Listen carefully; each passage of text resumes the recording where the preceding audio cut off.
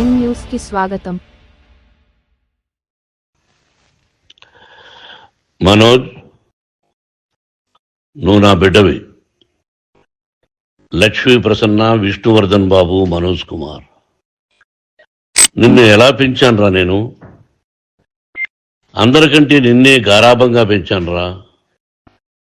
నీకే ఎక్కువ ఖర్చు పెట్టి చదివించాలని ప్రయత్నం చేశానురా. నువ్వు ఏది అడిగినా నేను నీకు ఇచ్చానురా.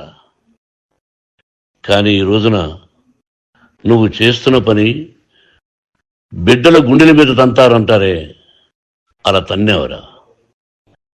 మనసు ఆవేదనతో కింగిపోతుందిరా. నేను మీ అమ్మ ఏడ్చుకుంటున్నావురా. జర్నలిజం ఉన్నది లేనిది, లేనిది ఉన్నట్టు రాస్తున్నారా. నువ్వు నన్ను కొట్టడం ఏంట్రా? నా బిడ్డ నన్ను తాకలా. ఇద్దరం ఘర్షణ పడ్డాం కొన్ని కారణాల వల్ల. ప్రతి ఫ్యామిలీలోనూ ఉంటాయిరా ఇవి. లేనివాడు ఎవరైనా ఉంటే ప్రపంచంలో ఒకరున్నారేమో, 1% ఉంటుందేమో. అటువంటి వాళ్ళ ఇంటికి వెళ్ళి కాళ్ళు గడిగి నిద్ర పూసుకోవచ్చు. భారత భాగవత రామాయణాలు చూశావు కదరా. ఏమిటిది? మీ అమ్మ ఎంత కుమిలిపోతుంది ఈ రోజున హాస్పిటల్ చేరింది. నీ వల్ల హాస్పిటల్ చేరుతాను. చూడు మనోజ్, నీకన్నీ ఇచ్చిన ఈ రోజున నువ్వు నా గుండెల మీద తనడమే కాకుండా అపకీర్తి తీసుకొచ్చావు. ఏదేదో రాశావు, ఏదేదో చెప్తున్నావు. కొంతమంది జర్నలిస్టులు ఉన్నది లేనిది, లేనిది ఉన్నట్టు రాసేవాళ్ళ తత్వం వాడికి. ఎందుకంటే టీఆర్పీ పెరగాలి. ఇది వాళ్ళ నైజం. మనం మార్చలేము. వాళ్ళందరి మీద మన కోర్టుకు వెళ్ళలేము.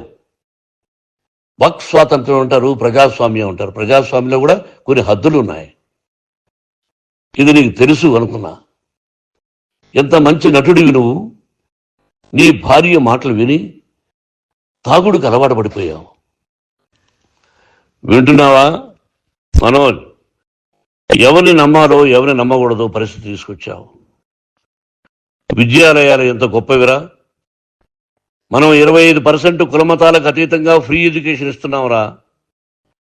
క్యాస్ట్ అనేది తీసేశాను రా 92లో ప్రాస్పెక్ట్స్లో. నువ్వు చదువుకున్నావురా. అక్కడ చదువుకున్న బిడ్డలు IAS, IPS అయ్యారా. ఎంతో మంది గొప్పవాళ్ళు అయ్యారా. నువ్వు నటుడుగా ఎంతో గొప్పవాడివి. తాగుడికి అలవాడబడి నువ్వు నీ భార్య ఇంట్లో బిహేవ్ చేస్తున్న విధానం ఆ భగవంతుడు సర్వేశ్వరుడు తెలుసు. భగవంతుడు చూస్తున్నాడు రా. నేను తప్పు చేసినా, నువ్వు తప్పు చేసినా, ఎవరు తప్పు చేసినా. ఎంత అవకాశం ఇచ్చావు మాట్లాడుకునేదానికి అందరికీ. ఇన్ని సంవత్సరాల్లో మన విద్యాలయాల్లో ఒక్క తల్లి కానీ ఒక తండ్రి కానీ ఏమైనా చెప్పారా? ఆ బిడ్డలు మన బిడ్డలు రా. మీరెంతో నాకు అక్కడ ఉన్నవాడు కూడా నా కూతుర్లు, నా కుమారులు. ఎంతమందికి ఫ్రీ ఎడ్యుకేషన్ ఇస్తున్నావు. వాడి దగ్గర ఏది ఆశించలా. నువ్వు ఎందుకు ఇలా తయారైపోయావు? ఎందుకు ఇంట్లో ఉండే పని వాళ్ళందరినీ కొడుతున్నావు? పనివాడు వాడు పని చేసుకోవడానికి మన ఇంటికి వచ్చాడు రా. ఆ పనివాడిని కొట్టడం చాలా మహాపాపంరా. నేను వేరురా. నేను దండించడం వేరురా. నేనెవరిని ఆ చిన్న చిన్న వాళ్ళని కొట్టి ఇచ్చేసి చేయలేదురా. సినిమా ఇండస్ట్రీలో మోహన్ బాబు కొడతాడు, తిడతాడు అంటే అది షూటింగ్లో జరిగి ఉండొచ్చేమో. కానీ ఇంట్లో ఉండి 10 సంవత్సరాల నుంచి 20 సంవత్సరాల నుంచి పనివాళ్ళు ఉన్నారు. నేను ఇంట్లో లేని సమయంలో వాళ్ళందరినీ కొట్టి వాళ్ళ ఫోన్ లాక్కొని ఒకడైతే చచ్చిపోవాలి. వాడు పోలీస్ కంప్లైంట్ ఇచ్చి ఉండొచ్చు. నేను వద్దు అని వాడిని బతిమాలాడు. పోలీస్ కంప్లైంట్ కూడా ఇవ్వలా. ఇంకైనా నువ్వు నీ భార్య మారి బయట ఉండండి రా అన్నాను నేను. లేదు డాడీ, తప్పు చేయలేని ఒకసారి వచ్చావు, మళ్ళీ తప్పు చేశావు, మళ్ళీ వెళ్ళావు, మళ్ళీ ఈసారి తప్పు చేయనన్నావు. ఏమండి వీడు తప్పు చేయడం అని మీ అమ్మ చెప్పింది. ఇంట్లో పెట్టుకున్నా. మళ్ళీ నువ్వు చేస్తున్నది, ప్రతిరోజు నువ్వు తాగుతున్న విధానం నీకే తెలుసు. ఇది ప్రజలు నమ్ముతారా లేదా అనవసరం నాకు. నేను నీకు చెప్తున్నా, ఇంతటితో పులి స్టాప్ పెట్టాలా. 3 రోజుల నుంచి రకరకాలుగా రాస్తున్నప్పుడు నా మనసు ఆవేదనతో ఉంది. మళ్ళీ చెప్తున్నా, Mohan Babu university is greater than temples. Greater than temples.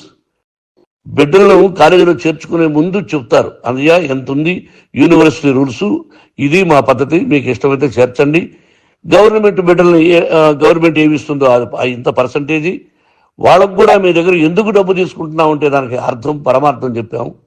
దొంగతనంగా తీసుకోలేదు, ప్రతి దానికి చెక్కులు ఉన్నాయి, అది అకౌంట్ ఉంది, దానిలో తప్పులు జరిగితే డిపార్ట్మెంట్ ఉంది, కాలేజీ నుంచి ఏమైనా తప్పు జరిగితే గవర్నమెంట్ ఉంది. ఇవన్నీ నీకు తెలుసు. ఈ రోజున ప్రపంచంలోనే నెంబర్ 1గా చేయాలని మీ అన్న కష్టపడి ఇతర దేశాల్లో నెంబర్ 1 యూనివర్సిటీ టైఅప్ చేశాడు. ఈ రోజు నువ్వు చేసిన విధానం ఏమిటి? నువ్వే ఒకప్పుడు నాకు ఇవి ఏమొద్దు నేను యాక్టింగ్ అన్నావు, ఈ రోజున ఏం చేస్తున్నావు? విద్యాలయాల మీద పెట్టావు. తల్లిదండ్రులు చాలా గొప్పవాళ్ళరా. కొంతమందికి డబ్బు కట్టలేకపోవచ్చు, కట్టని వాళ్ళకు కొంత సహాయం చేసాం, అంతా సహాయం చేయలేము. బ్యాంకుల్లో డబ్బు కట్టాలి, లెక్చరర్స్కి డబ్బులు ఇవ్వాలి, యూనివర్సిటీ బ్రహ్మాండంగా నడపాలంటే మంచి లెక్చరర్స్ కావాలి. ఇవన్నీ తెలిసి చేస్తున్నావురా 32-33 సంవత్సరాల నుంచి. అది పక్కన పెడితే అందరినీ కొట్టడానికి వస్తావు, మీ అన్నం తిడతావు. ఒక వ్యక్తి వినయ్ గారని ఆయన వ్యక్తి హెల్ప్ చేయడానికి వస్తే ఆ వినయ్ ఎవరు లజ్జాగుడికి చంపేస్తాను వాడు అన్నావు. ఇవన్నీ ఎంత తప్పురా? అంటే మీ నాన్నగారికి ఎవరు సహాయం చేయడానికి వస్తే వాళ్ళందరినీ లజ్జాగుడుకులు అంటావు, చంపేస్తానంటావు. మీ అన్నను చంపేస్తానన్నావు, చంపరా చూద్దాం మీ అన్న నేనే అన్నా, తాకరా నీ ధైర్యం ఉంటే అన్నా. ఎంతమందిని చంపాలనుకుంటున్నావు, ఎంతమందిని చేయాలనుకుంటున్నావు, నువ్వు ఏం సాధించాలనుకుంటున్నావు? ఆలోచించుకో. ఈ ఇంట్లోకి అడుగు పెట్టడానికి నీకు అధికారం లేదు. ఇది నా కష్టార్జితం. మా నాన్నగారు 10 రూపాయలు 10 పైసలు కూడా ఇవ్వలేదురా, మంచి జన్మనిచ్చాడు మా నాన్నగారు. మద్రాసుకు వెళ్ళి వీధుల్లో అడుగు తిన్నాను రా, ఒక పూట కూడా భోజనం లేకుండా అడుగు తిన్నాను రా. న్యాయంగా మోహన్ బాబు తిడతాడు కొడతాడంటారు కానీ మోసగడనం లేదురా.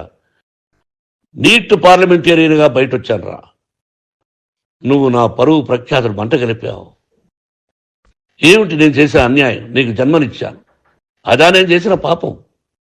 అందుకే ఇది నా ఇల్లు అన్నావు. నువ్వు నీ ఇల్లు కాదు, నీ కష్టార్జితంతో నువ్వు సంపాదించుకున్న ఇల్లు నీది. ఇది నా డబ్బు, నా కష్టార్జితం. నా కష్టార్జితంలో నేను పిలిస్తేనే మీరు ఇంట్లోకి రావాలి. అటువంటిది పోగొట్టుకున్నావు నువ్వు. ఆస్తులు అంటావా, ముగ్గురికి సమానంగా రాయాలా లేదా అది నా ఇష్టం. ఆస్తులు ఇస్తానా, లేకపోతే గంగపాలు చేస్తానా, లేకపోతే ఎవరికైనా దానధర్మాలు చేస్తానా, అది నాకు సంబంధించిందిరా, నా కష్టార్జితం రా. మీరు చేస్తున్న విధానం గుణగణాలు కావాలరా. మందు తాగచ్చురా, ఎంత తాగాలి? నేను కూడా 1 or 2 పెగ్స్ తీసుకుంటా. ఇది తప్పు కాదు, జనానికి తెలియాలి, నా డబ్బు ఇది. ఏ తాగి ఎవరిని కొట్లా, తాగి నేను తింటున్నా, అది ప్రజలకు అక్కర్లా. నేను తప్పు చేస్తేనే ప్రజలకు కావాలా. ఇవన్నీ ఉన్నాయిరా, ఇవన్నీ తెలుసుకో. జర్నలిస్ట్ సోదరులారా, మీకు నా గతాన్ని తెలుసు, నా భవిష్యత్తు, నేను ఎక్కడి నుంచి వచ్చాను కూడా మీకు తెలుసు. ఈ రోజున మీరు రాస్తున్న విధానం, నా బిడ్డ నన్ను కొట్టాడన్నారు, ఎంత తప్పు. ఈ రోజున నా బిడ్డ మీద కోపంతో అవును చెప్పచ్చు, కాదు, వాడు నా మీద చెయ్యెత్తలేదు.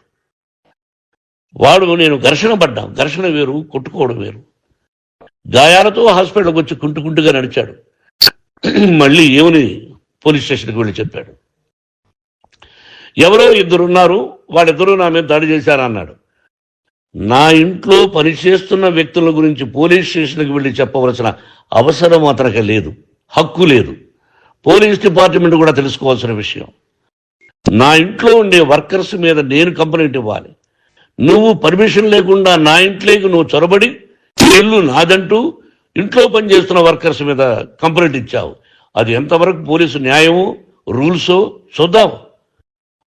పోలీస్ డిపార్ట్మెంట్ ఇంటికి వచ్చింది, వాళ్ళకి రాశాను ఉత్తరం, అయ్యా నేను సీనియర్ సిటిజన్ని, నాకు రక్షణ లేకుండా ఉంది, నా బిడ్డ వల్ల నా ఇంట్లో నుంచి నా బిడ్డను పంపించేసింది, ఇది నా ఇల్లని. వాళ్ళు నాకు సమాధానం ఇవ్వలేదు. ఇవ్వకపోగా ఎవరిని పట్టించుకోలేదు. ఇప్పుడు పోలీసు వాళ్ళు వచ్చి ఏమండి రూల్స్ ప్రకారం నా బిడ్డ ఇంటికి రాకూడదంటే మాకు హయ్యర్ డిపార్ట్మెంట్, హయ్యర్ అథారిటీ వాళ్ళు ఫోన్ చేశారు, మీరు ఎవరిని స్టాప్ చేయొద్దండి, బయట నుంచి ఎవరైనా వస్తే వాళ్ళని స్టాప్ చేయండి అన్నారు. 2 రోజుల నుంచి 10 మంది 20 మంది వస్తున్నారు. వాళ్ళు అలా చూస్తూ నిలబడ్డారు, వాళ్ళు ఫోటోలు తీసుకున్నారు, వాళ్ళ మీద మళ్ళీ వదిలేస్తున్నారు. ఎవరిని నిందించాలి? But I give respect to the police department. వాళ్ళకి ఎవరు ఏ అధికారి ఫోన్ చేశాడో ఆ అధికారికి ఏ పొలిటీషియన్ చేశాడో అది వాళ్ళకే వదిలేస్తున్నా. కాబట్టి వాళ్ళు పోలీస్ కంప్లైంట్ ఇచ్చినా కూడా మేము సంబంధం లేదని అంటున్నారు. కాబట్టి నేను నా బిడ్డను నిన్ను నాపు చేస్తున్నా. నువ్వు ఇంట్లోకి వచ్చే అధికారం నీకు లేదు. నువ్వు వచ్చి నీ బిడ్డను తీసుకెళ్ళు. సంతోషం, నువ్వు రాలేదు, నీ బిడ్డను జాగ్రత్తగానే చూసుకుంటావు. Take care your daughter, that's all. మీ అమ్మ హాస్పిటల్లో అడ్మిట్ అయింది. రేపో ఎల్లుండో మీ అమ్మను పిలిపించి బాగైన తర్వాత ఇదిగో నువ్వు నీ కొడుకు బిడ్డను తీసుకెళ్ళి వాడికి అప్పచెప్పని చెప్తాను పోలీసు వాళ్ళ ఆధ్వర్యంలో. ఇది 100% జర్నలిస్టు సోదరులారా, పులి స్టాప్ పెట్టండి. మీకు కుటుంబాలు ఉన్నాయి, మీ యజమానులకు కుటుంబాలు ఉన్నాయి. మీ కుటుంబాల విషయాలు, మీ యజమానుల కుటుంబాల విషయాలు మేము ఎవరు జోక్యం చేసుకోరా. మేము నటీనటులం. మాది తప్పుంటే నటుడుగా నన్ను ఫెయిల్యూర్ అని రాయండి, నా నటన బాగలేకపోతే రాయండి. బట్ ఇంటి లోపల సందులో నుంచి చూస్తూ తప్పు చేస్తున్నామని ఉన్నది లేనిది ఉన్నట్టు రాయకండి. మీకు నా హృదయపూర్వక నమస్కారాలు. ఇన్ని రోజులు హృదయపూర్వకంగా ఎంకరేజ్మెంట్ చేశారు. ఆ ఎంకరేజ్మెంట్కు నమస్కారం చేసుకుంటూ I love you all. I love you police department. మీరు న్యాయంగా ధర్మంగా నడుచుకోండి, ఎవరికి తొత్తుల్లాగా ఉండొద్దండి అని మనవి చేసుకుంటూ నేను సెలవు తీసుకుంటాను. Thank you very much for all the journalist. ఇక్కడ పులి స్టాప్ పెట్టండి. Thank you very much.